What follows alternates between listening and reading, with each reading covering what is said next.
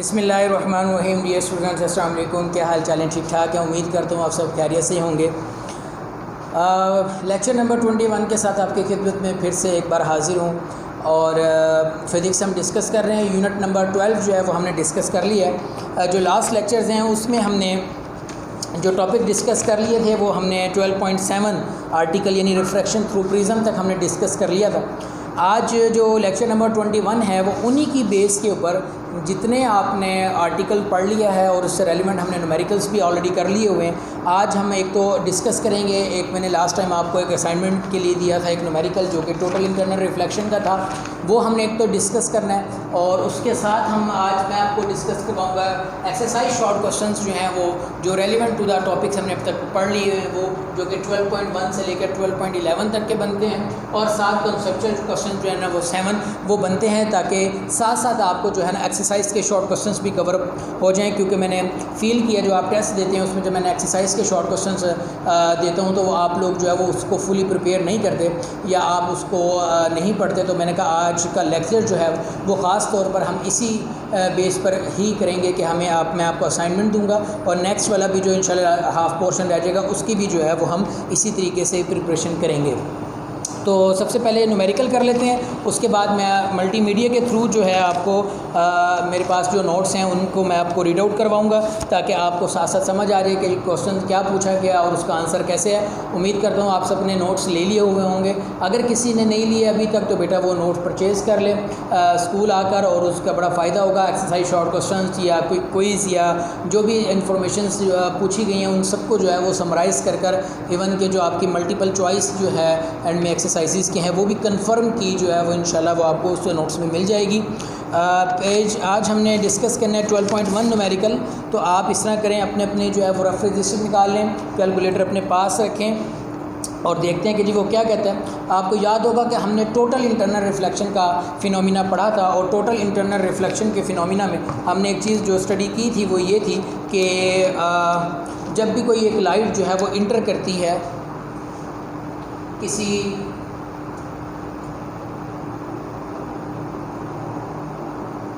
Rare medium से denser की तरफ, या टोटल इंटरनल रिफ्लेक्शन की एग्जांपल अगर हमने ली थी तो हमने गिलास स्लैब लेकर तो हमने कहा था कि यहाँ से जब इंटर करती है तो वो अवे जाती है। याद होगा आपको जब हमने उसको कहा था कि अवे जाती है और इतनी चली जाती है कि वो रिफ्लेक्ट कर जाती है और फिर उसके बाद टोटल इंटरनल रिफ्लेक्शन। तो हमने एक सिनल्स लॉ हमने उसमें पढ़ा था जिसमें हमने कहा था कि sine i over sine r is equal to क्या होता है, कांस्टेंट होता है। मैंने आपको कहा था ये कब के लिए होगा, ये होगा एयर ग्लास या एयर लिक्विड इंटरफेस के लिए होगा। लेकिन अगर आपकी जो रिफ्रैक्शन का फिनोमिना है अगर वो डेंसर से रेयर की तरफ होगा तो हमने कहा था कि ये हो जाएगा sine r over sine i is equal to n. तो ये रेसिप्रोकल जो है वो हो जाएगा। तो इसी का आज हमने यूटिलाइज करना है। आपने इसको ज़रा थोड़ा सा इस तरह देख लीजिएगा। तो 12.11 क्या कहता है? 12.11 कहता है ray of light from incident air is from air is incident on a liquid surface at an angle of incidence 35। तो जो आपके पास एंगल ऑफ इंसिडेंस है वो कितना है 35 डिग्री, और कैलकुलेट करना है एंगल ऑफ रिफ्रैक्शन। इंडेक्स जो दिया हुआ है वो दिया हुआ है 1.25, और आपने एक तो angle of refraction find out करना है और आपने क्रिटिकल एंगल भी जो है वो क्या करना है फाइंड आउट करना है। और आपको याद होगा क्रिटिकल एंगल हमने आपको डिस्कस किया था कि जब लाइट इतनी ज़्यादा रिफ्रैक्ट हो जाए कि वो एक ऐसा पॉइंट आ जाए कि वो जब 90 पर बेंड हो जाती है तो उस इंसिडेंस एंगल को हम क्या कहते हैं, क्रिटिकल एंगल कहते हैं। कि उस लम्हे वो बिल्कुल ऑन द सरफेस होती है, हल्का सा एंगल इंक्रीज़ करेंगे तो वो रिफ्लेक्ट कर जाएगी, कम करेंगे तो वो रिफ्रैक्ट करेगी। तो लिहाजा उस एंगल को भी हमने फाइंड आउट करना है। तो फाइंड आउट करने के लिए आपको पता है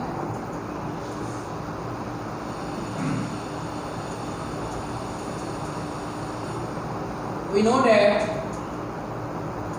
sign i over sine r is equal to N.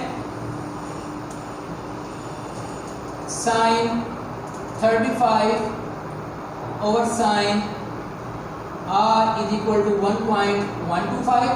हमें r चाहिए तो इसको रीअरेंज करें, sine 35 1.125 is equal to sine r। Okay, अब आप क्या करेंगे, साइन 35 कैलकुलेटर में पुट करें 1 पर, इससे डिवाइड करेंगे तो sine r is equal to 0.45 आएगा।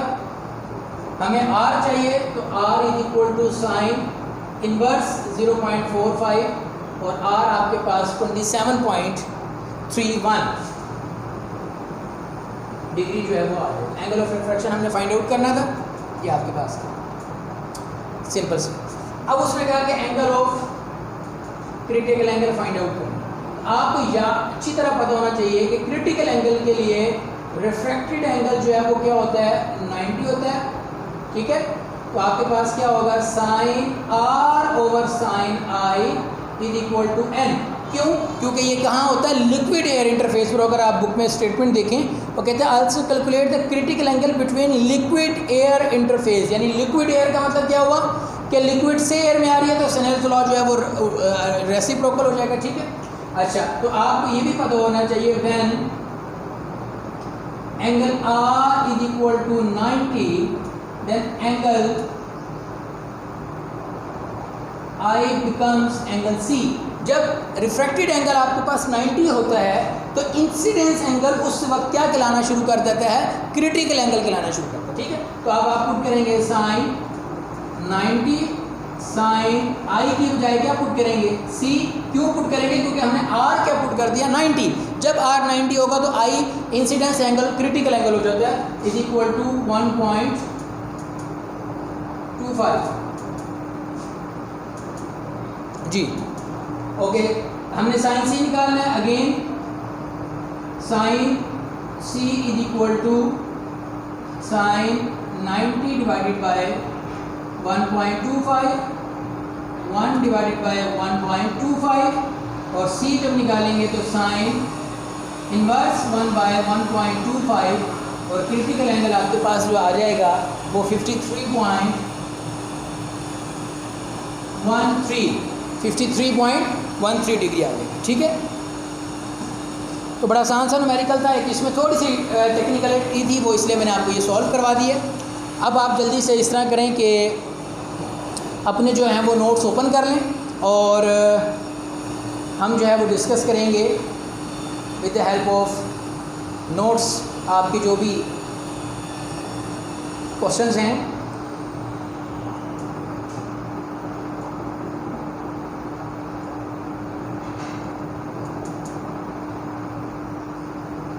जी, नोट्स ओपन कर लिए आपने, पेज नंबर 21 ओपन कर लें।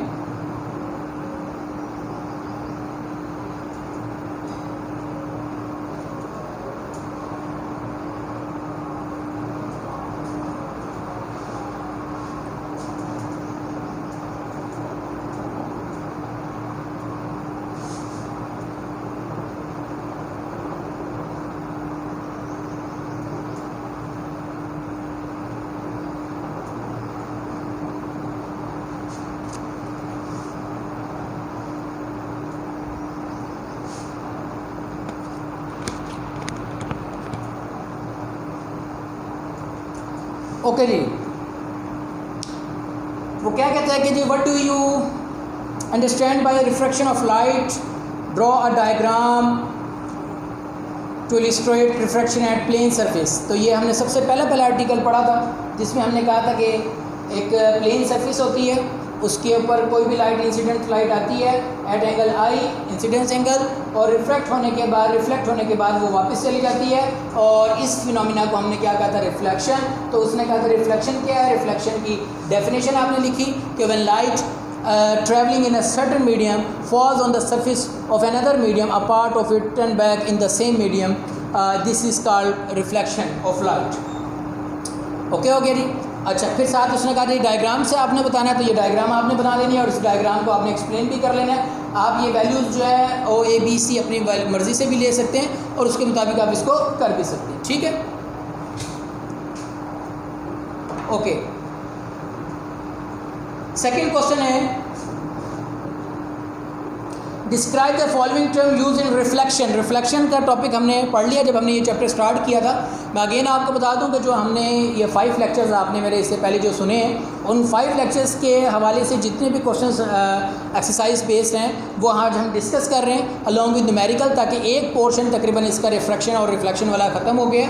तो वहाँ से अब जब हम नेक्स्ट टॉपिक स्टार्ट करेंगे लेंस वाला, तो उससे पहले तक की जो आपको एक्सरसाइज है वो आपको आनी चाहिए और साथ साथ आपने तैयार भी करनी। तो वो कहता है कि रिफ्लेक्शन का फिनोमिना बताएं जी, normal, angle of incidence, angle of reflection. तो ये चीज़ें आपको पता है कि जी नॉर्मल कौन सी होती है, जो बिल्कुल लाइन राइट एंगल पर होती है, मैंने आपसे पहले डिस्कस किया था। एंगल ऑफ इंसिडेंस क्या होता है, angle between the normal N और the incident ray A O, यानी that is angle A O N अगर आप लेते हैं तो is called the angle of incidence. इसी तरह एंगल ऑफ रिफ्रैक्शन है, angle between normal and reflected ray. Okay जी, state law of reflection, describe how they can be verified graphically. 12.3 है तो आपने बताना है कि incident ray, normal ray, reflected ray, point of incident all lie on the same plane और angle of incidence is equal to the angle of reflection. ये आपकी book में ऑलरेडी मौजूद है। सिर्फ आपको आज ये बताने का मकसद ये है कि वही शॉर्ट क्वेश्चंस होते हैं जिनको आप एक नज़र नहीं मारते, कुछ एक टेक्निकल क्वेश्चंस पूछे हुए थे, वरना आमतौर पर आप चैप्टर को थ्रू आउट स्टडी कर उसको तैयार कर लें तो आप जो है इन क्वेश्चंस के आंसर देने के काबिल हो जाते हैं। इसी तरह आपने डायग्राम बनाकर इसको भी दिखा देना।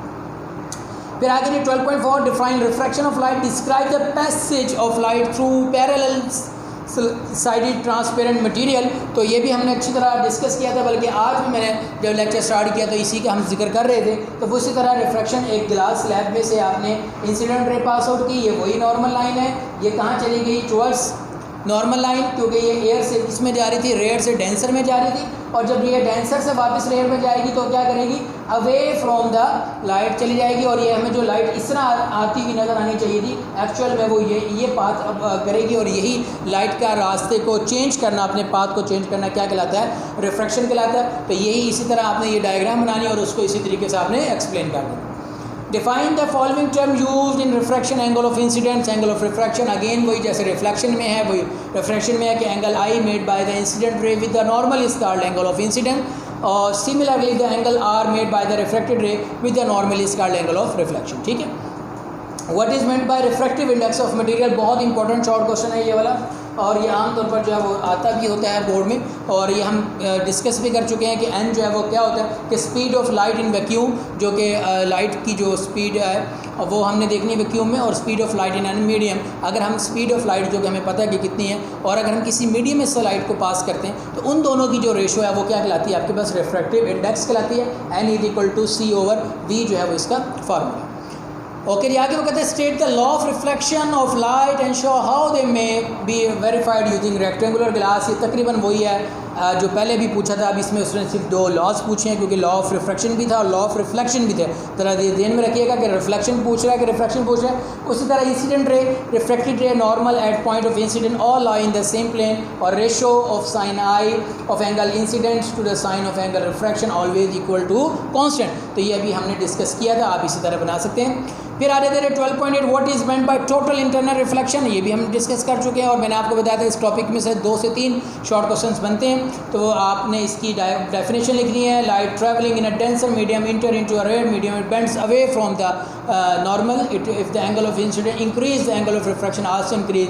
पर्टिकुलर वैल्यू के लिए अगर एंगल ऑफ इंसिडेंस जो है वो एंगल ऑफ रिफ्रैक्शन 90 हो जाता है तो उस एंगल को हम क्या कहते हैं, क्रिटिकल एंगल कहते हैं। और अगर उससे हल्का सा हम इंक्रीज़ करेंगे तो लाइट रिफ्रैक्ट होने के बजाय क्या हो जाती है, रिफ्लेक्ट हो जाती है, और इस फिनोमिना को हम क्या कहते हैं, टोटल इंटरनल रिफ्लेक्शन कहते हैं। फिर इसकी कंडीशन है जी, कौन सी कंडीशन है, क्या light should enter from denser to medium, एक तो डेंसर से जो है वो रेयर मीडियम में आना चाहिए, दूसरा जो है वो angle of incidence greater than होना चाहिए क्रिटिकल एंगल। क्रिटिकल एंगल से ज़्यादा रखेंगे तो लाइट वापस ट्रैवल करेगी उसी मीडियम में, अगर अदरवाइज़ अगर उससे कम रखेंगे तो वो लाइट जो है वो रिफ्रैक्ट करेगी, नॉट रिफ्लेक्ट। ओके, और ये जो है वो नीचे भी इसी तरह डायग्राम से भी दिखाया गया। फिर व्हाट इज़ क्रिटिकल एंगल, मैंने अभी आपको बताया कि 2 से 3 शॉर्ट क्वेश्चन, ये तीसरा शॉर्ट क्वेश्चन जो है drive a relation between critical angle of refractive index. तो अभी क्रिटिकल एंगल की डेफिनेशन मैंने डिस्कस की है कि एंगल ऑफ इंसिडेंस जो कि कॉज करता है रिफ्रैक्टिव रे को रेयर मीडियम में बेंड करें 90 पर, उसको हम क्या कहते हैं 90। क्रिटिकल एंगल कहते हैं। और अगर वो कहता है कि ग्लास से किस में इंटर हो रही हो, एयर में हो रही हो, तो सिनेल्स लॉ मैंने आपको बताया था कि रिवर्स हो जाता है 1/n sin i over sin r। We can also write, इसको रेसिप्रोकल कर लिया, वही sin 90 over sin i, यानी जो अभी हमने न्यूमेरिकल में फार्मूला यूज़ किया ये वही फार्मूला, ठीक है। फिर आ जाएगी 12.11 ऑप्टिकल फाइबर के बारे में पूछा गया है। टोटल इंटरनल रिफ्लेक्शन कैसे होती है ऑप्टिकल फाइबर में। जब हमने पढ़ाया तो मैंने आपको बताया था ऑप्टिकल फाइबर बहुत ज़बरदस्त चीज़ है, इसकी बहुत ज़्यादा एप्लीकेशन है, वास्ट एप्लीकेशन है। आजकल आपकी इंटरनेट की स्पीड जो PTCL के थ्रू आपके पास फाइबर ऑप्टिक्स के जरिए आ रही है वो इसी वजह से है कि डाटा लॉस नहीं होता, ठीक है। और टोटल इंटरनल रिफ्लेक्शन का इसमें फिनोमिना आपको नज़र आ रहा है। ओके, उसके बाद आ जाएंगे define the following terms apply to lens. ये अब हमारा नेक्स्ट टॉपिक के लिए चला गया। तो 12.11 तक मैंने आपको बताया था कि हमने शॉर्ट क्वेश्चन डिस्कस करने हैं, वो हो गया। अब हम आ जाते हैं कॉन्सेप्चुअल की तरफ। आप प्लीज़ अपना कॉन्सेप्चुअल वाला पेज ओपन कर लें।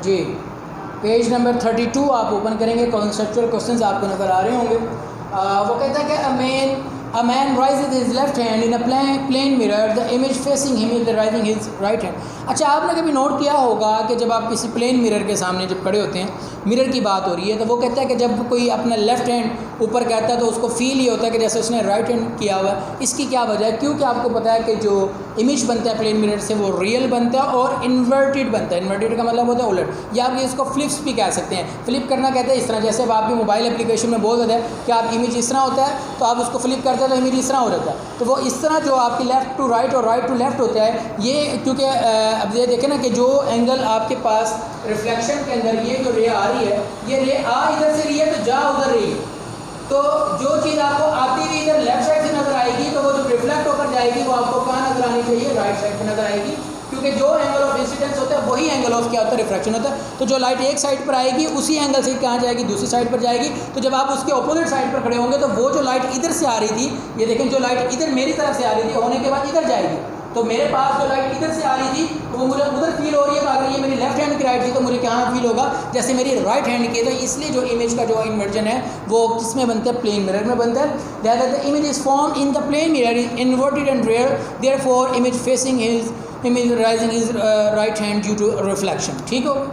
In your own words explain why light waves are refracted at a boundary between two material। वो कहते हैं कि दो मटेरियल के ऊपर जाके लाइट के अंदर रिफ्रैक्शन का फिनोमिना क्यों होता है, और आप एक्सप्लेन करें। Light waves are refracted boundary between two medium due to different speed of light. ये तो सिंपल सी बात है कि जो बाउंड्री होती है वो बिटवीन टू मीडियम्स होती है। तो हर एक मीडियम के अंदर जो स्पीड ऑफ लाइट है वो डिफरेंट है। हर मीडियम का अपना अपना रिफ्रैक्टिव इंडेक्स है, जिसकी वजह से जो लाइट जो है वो क्या करती है? वो बेंड हो जाती है, अवे हो या टुवर्ड्स हो। वो देखना पड़ता है कि वो रेयर से मीडियम में डेंसर में जा रही है, डेंसर टू रेयर में जा रही है। अच्छा, एक बड़ा ज़बरदस्त है, वो कहता है फिश जो है वो अंडर वाटर आपको ऐसा लगता है कि वो बहुत कम डेप्थ पर है, जबकि वो रियल में ज़्यादा अच्छी डेप्थ पर होती है। तो ऐसा क्यों होता है? वो कहता है फिश जो है वो under appears to be shallower than its actual depth, this is caused by the refraction of light at the surface of water. अब होता ही है कि वो वाटर के अंदर तो उसकी डेप्थ नॉर्मली होती है, जैसे ही वो वाटर से बाहर निकलती है तो वो एयर मीडियम में आती है। जब वो एयर मीडियम में आती है तो वहाँ पर आपकी लाइट की स्पीड बिल्कुल वैसे ही जैसे मैंने आपको बताया था कि गिलास के अंदर आप वाटर डालकर उसके ऊपर पेंसिल रखें, और ये फिगर जो है आपकी बुक में भी दी हुई है, तो आपको ऐसा लगता है कि पेंसिल बेंड हो गई है, हालांकि वो बेंड नहीं हुई होती। और उसकी जो अपनी जो पेंसिल की जो पोजीशन होती है वो भी हमें लगता है कि पेंसिल साइड दूसरी पोजीशन पर है, वो भी ऐसा नहीं होता। एक्चुअल में तो वो अपनी रियल पोजीशन में होती है, लेकिन हमें ड्यू टू डिफरेंट मीडियम की वजह से, स्पीड ऑफ लाइट चेंज होने की वजह से उसका इमेज वापस कंप्लीट नहीं होता, जिसकी वजह से हमें क्या फील होता है? ऐसा लगता है कि जैसे ये शैलोअर डेप्थ पर है। Why and why not concave mirror are suitable. वो कहते हैं कि कब होगा? जो कनकेव मिरर है वो कहते हैं कि रियल एंड वर्चुअल हमने डिस्कस किया था, दोनों तरह के जो है वो इमेजेस बनाते हैं। अगर तो आप उसको फोकस पॉइंट पर रखते हैं तो वर्चुअल इमेज बन रहा होता है, और अगर आप उसको उसके अंदर रखते हैं तो वो पूरा इमेज अगर ना बने तो वो कहते हैं कि फिर सूटेबल नहीं होता। जैसे वो कहते हैं if the object is at focus point then it's real and magnified image. अगर फोकस पॉइंट पर होगा तो रियल भी बनेगा और मैग्नीफाई बनेगा। और शेव करते हुए या मेकअप करते हुए आपको पता है कि आपको अपना मैग्नीफाई फेस चाहिए होता है ताकि आपको इजीली आप कोई भी चीज़ अप्लाई कर सकें। At it is suitable for makeup, otherwise is it no. अगर क्योंकि दूर से खड़े होकर तो आप ना मेकअप कर सकते हैं ना कोई शेव कर सकता है, लेकिन अगर आपने उसको करीब करना है, और अक्सर आपने देखा होगा कि जो छोटे से शेविंग मिरर या कोई मेकअप मिरर होते हैं जो पॉकेट बेस होते हैं, उनकी एक तरफ जो है वो मैग्नीफाइड मिरर लगा हुआ था, यानी दूसरी तरफ देखें तो आपको अपना चेहरा बहुत बड़ा नज़र आ रहा होता है, और एक दफ़ा आपको बिल्कुल प्लेन मिरर के साथ नज़र आ रहा होता है। वो यही होता है कि वो उसका फोकस पॉइंट पर फोकस किया हुआ था, तो आपको मैग्नीफाइड चीज़ें नज़र आती हैं। फिर वो कहता है कि ये भी बड़ा ज़बरदस्त इंटरेस्टिंग है कि ड्राइवर्स की जो साइड मिरर होते हैं, जो गाड़ियों के अंदर या बाइक्स के अंदर जो साइड मिरर होते हैं, जो हमें पीछे का व्यू दिखा रहे होते हैं, वो कन्वेक्स होते हैं। वो क्यों होते हैं, प्लेन या कनकेव क्यों होते हैं? तो कन्वेक्स मिरर एक तो आपको पता है कि डिमिनिश यानी कि छोटा इमेज बनाता है और वाइड एंगल बनाता है। तो हमें क्या चाहिए होता है, और कनकेव मिरर अगर मैग्नीफाई बना दे तो भी प्रॉब्लम है, और प्लेन मिरर तो हमें बिल्कुल रियल टू रियल दिखा रहा होगा, यानी कि जहाँ पर इमेज है उतने ही डिस्टेंस से दिखाएगा। तो हमें चाहिए होता कि हमें पहले ही क्वेश्चन आ जाए कि पीछे से कोई चीज़ आ रही है, तो वाइड एंगल लेने के लिए और क्या करने के लिए उसको डिमिनिश यानी कि छोटे इमेजेस को समराइज़ कर हमें देते हैं, इसलिए हम कन्वेक्स मिरर यूज़ करते हैं। Smaller images than the object this increase the view of observer, therefore we use convex mirror in cars to see the traffic on the back side of the car.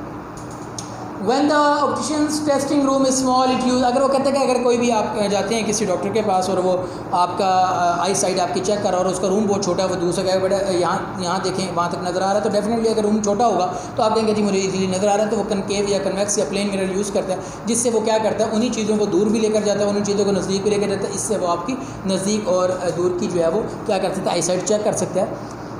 Okay जी, how does the thickness of lens affect रोलॉजी? ये तो वैसे ये mirror में भी था, आप इसको रेडियस का हाफ़ करें तो वो मिरर का भी हो सकता है और इसी तरह लेंस का भी है। तो आज जो हमने डिस्कस किए हैं वो एक तो हमने किया है एक्सरसाइज शॉर्ट क्वेश्चंस 12.1 से 12.11 तक हो गए, प्लस आपने जो 12.1 से 12.7 तक के जो कंसेप्चुअल क्वेश्चंस हैं वो भी हो गए, और एक न्यूमेरिकल भी मैंने आपको समझा दिया हुआ है। तो आज की जो आपकी डायरी है वो यही है कि इन 5 टॉपिक्स का समराइज एक्सरसाइज प्लस इससे रेलिवेंट न्यूमेरिकल्स जो कि 12.1 से 12.7 तक के ऑलरेडी मैंने आपको लेक्चर में करवा दिए हुए हैं, वो अच्छे तरीके से आपने कर लेना। यानी कि एक पार्ट जो है वो मिरर वाला इसका कंप्लीट हो चुका है। इंशाल्लाह नेक्स्ट लेक्चर में हम इसके बारे में डिस्कस करेंगे, लेंस के बारे में, वो भी इसी तरह है, वो एक अलग टर्मिनोलॉजी है, इंशाल्लाह वो पढ़ेंगे। जब वो कंप्लीट कर लेंगे तो उसके बाद जो है वो हम इसको एंड पर लेकर आएंगे। तो नेक्स्ट लेक्चर तक के लिए मुझे इजाज़त दीजिए। अल्लाह हाफ़िज़।